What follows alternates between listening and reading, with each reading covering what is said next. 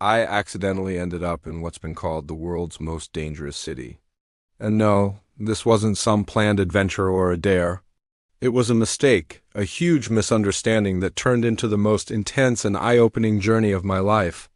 This is the story of how I found myself in Caracas, Venezuela, and what I discovered there. It all started with a simple travel booking error. I was supposed to be heading to Cancun for a relaxing beach vacation. But a mix-up with airport codes, a single-letter difference, sent my ticket confirmation to Caracas, Venezuela instead.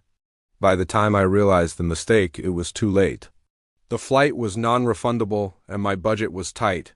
So, with a deep breath and a heart pounding with anxiety, I decided to just go for it. What's the worst that could happen, right? Famous last words. Landing in Caracas was a shock to the system. The airport itself felt tense. Armed guards were everywhere, and the air was thick with a kind of nervous energy I'd never experienced before.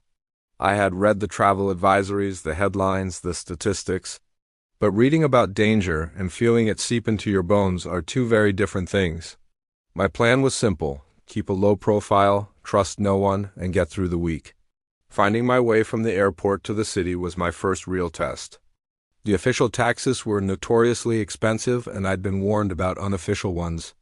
I ended up sharing a ride with a local family who saw the sheer panic on my face.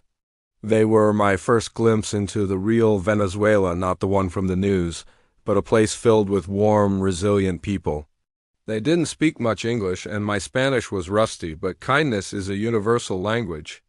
They dropped me near my budget hotel and refused to take any money, simply wishing me suerte, good luck. I was going to need it. The first few days were a blur of paranoia.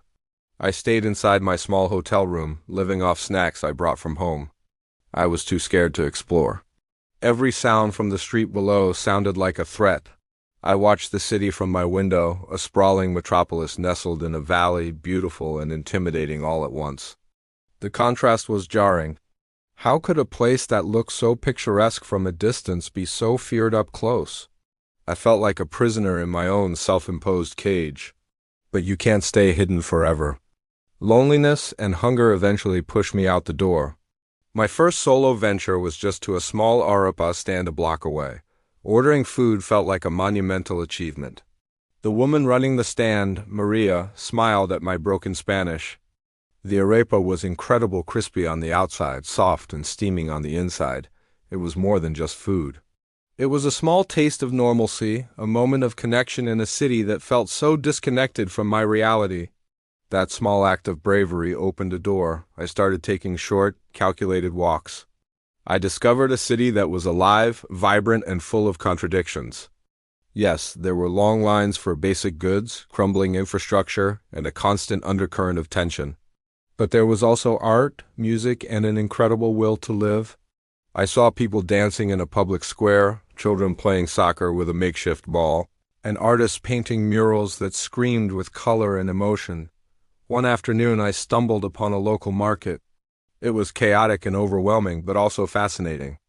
People were haggling, laughing, and sharing stories. I met a man named Javier who sold coffee. He spoke a little English and was curious about why a tourist was wandering around alone. I told him my story about the accidental booking. He laughed, a deep, genuine laugh that echoed through the market stall. He told me Venezuela is not just danger, it's heart. You just have to know where to look. Javier became my unofficial guide. He showed me his city, the real Caracas.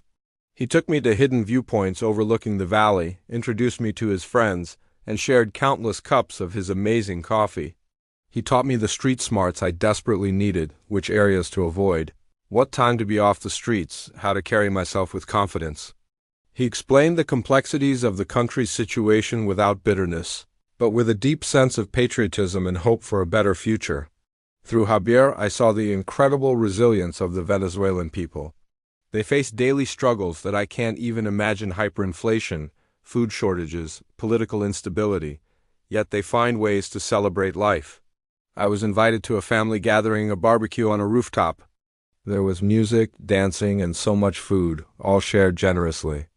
They treated me like one of their own, asking about my home, my family, and laughing at my terrible dance moves. In that moment, surrounded by strangers who had become friends, I wasn't in the world's most dangerous city. I was just at a party, feeling more welcome than I have in a long time. Of course, the danger was still real. I saw things that reminded me of the city's reputation. Heavily armed police convoys, protests that could turn volatile in an instant, and the palpable fear in people's eyes when they talked about crime. One evening, Javier rushed me into a shop as a nearby altercation broke out. The sound of shouting and sirens was terrifying. It was a stark reminder that this was not a normal tourist destination. You couldn't let your guard down, not even for a second? But those moments of fear didn't define my trip. What I remember most is the humanity.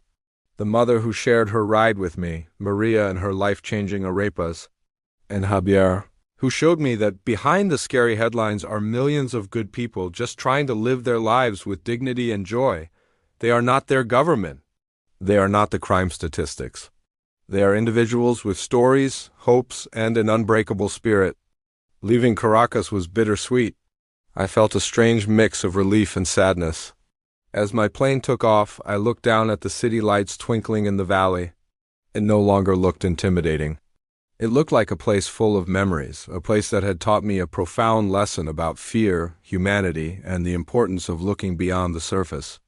My accidental trip to the world's most dangerous city turned out to be one of the most important journeys of my life. It reminded me that the world is a complex, nuanced place, and the best stories are often found where you least expect them. So, what's the takeaway? Don't book your flights wrong. But also, don't let fear write the entire story. Sometimes, the most unexpected paths lead to the most meaningful discoveries. Thanks for watching my story. If you've ever had a travel experience that completely changed your perspective, I'd love to hear about it in the comments below. And don't forget to like and subscribe for more adventures. See you next time.